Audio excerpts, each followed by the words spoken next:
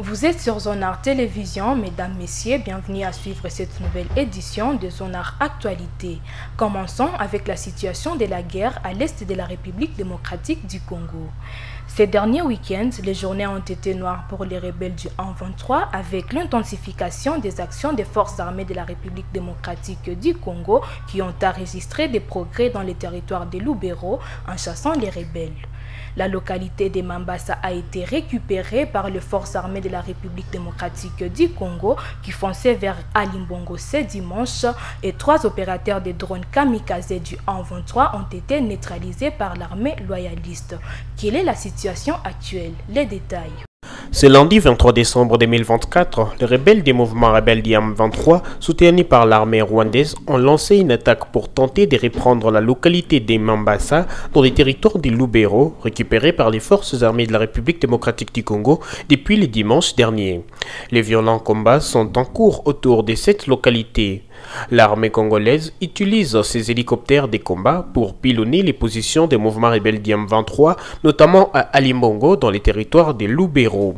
Les résistants wazalendo du CMC-FDP ont confirmé avoir frappé avec précision les convois de la coalition 23-RDF-AFC sur l'axe Katuguru sur la route Ninja-Nyamilima. Ce dimanche, les affrontements violents ont opposé les rebelles du M23-RDF aux volontaires de la défense pour la patrie VDP Wazalendo au nord de la chefferie de Bouicha en territoire de Rutshuru en province du Nord Kivu, précisément à Katuguru, dans la soirée aux environs de 17 h.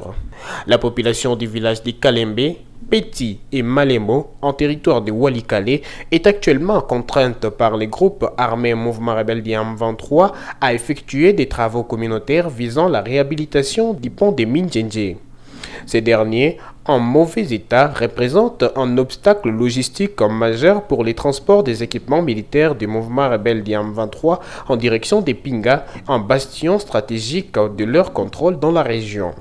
Selon la société civile Forces Vives de Walikale, cette initiative imposée par le mouvement rebelle du M23 est une tentative claire de renforcer leurs emprises militaires sur les territoires. En ville de Goma, les couleurs des fêtes de fin d'année sont de plus en plus visibles. À 2 jours de la fête de Noël, le marché de Kituku semble reprendre ses anciens mouvements plus que d'habitude depuis le naufrage du bateau MV Merdi. Ce lundi, nous avons été sur le marché de Kituku pour nous rendre compte de la situation. Suivez les reportages de Joyce Mwamba. Quelques jours avant la fête de Noël, prise pour naissance de Jésus-Christ, selon certaines religions, au marché de Kituku, les activités commerciales se déroulent bien comparativement à des jours passés, selon les témoignages recueillis sur place. Bon, hapa ni msoko ya Kituku, ndio tuko msoko ya Kituku ndani kusai. Tuko na uzishi.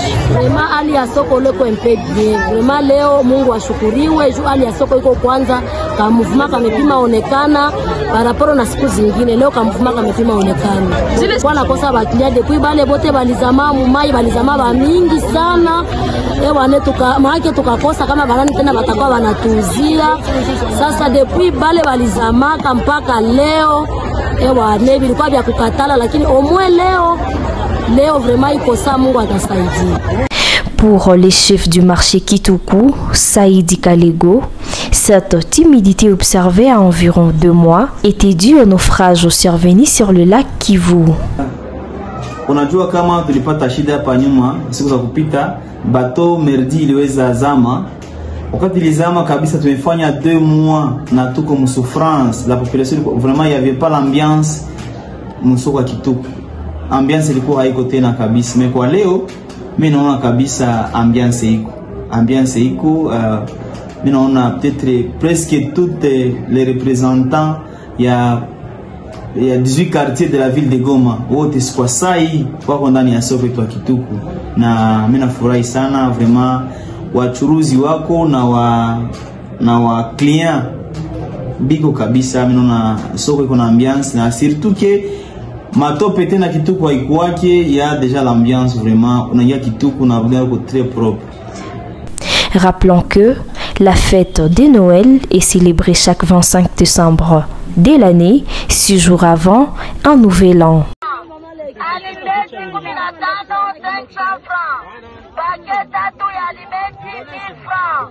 Poursuivons cette actualité avec la page culturelle. Zonar Télévision a été certifié meilleur média du Kivu dans la promotion de la culture locale dans les Kivu Elombe Music Awards KEMA qui récompense les meilleurs de la musique kivusienne pour sa 5e édition.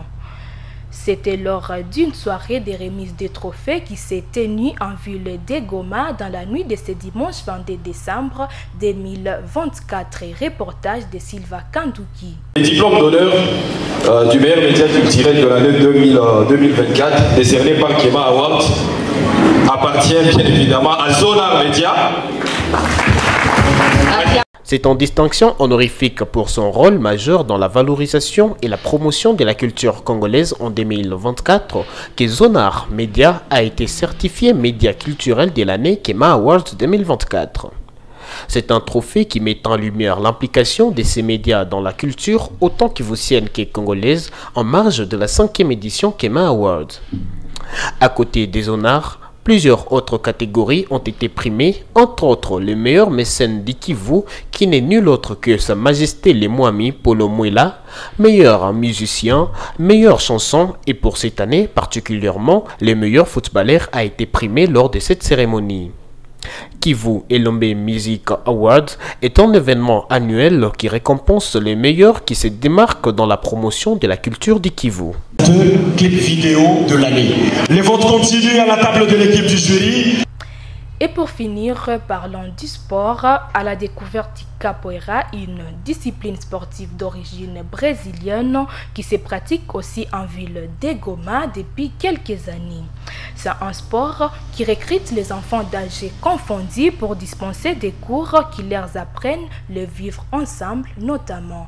Reportage de Réconfort Toumaïni.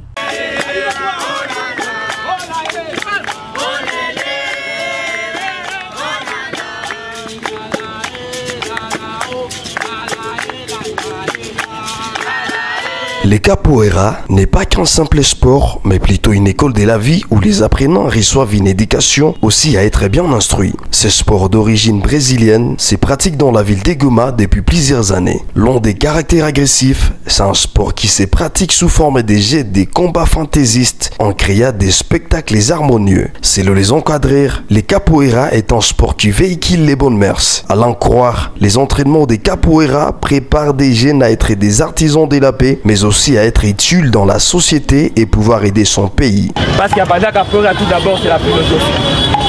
La philosophie, l'écologie. Aïe, aïe, aïe, aïe. Abada capoeira, c'est l'école de la vie. Si tu viens ici, on a qu'à coucou à capoeira. On a qu'à coucou à capoeira, la entraînement à capoeira. Non, on a qu'à coucou à capoeira. On a qu'à maintenant coucou à capoeira. Aïe, parce que capoeira inafundisha maisha. Inafundisha maisha. Français wanasema école de la vie. Hapa mko ajifunza maisha. Un jour mkue watu. Aïe, aïe, msaidie maparents wenu, msaidie communauté yenu.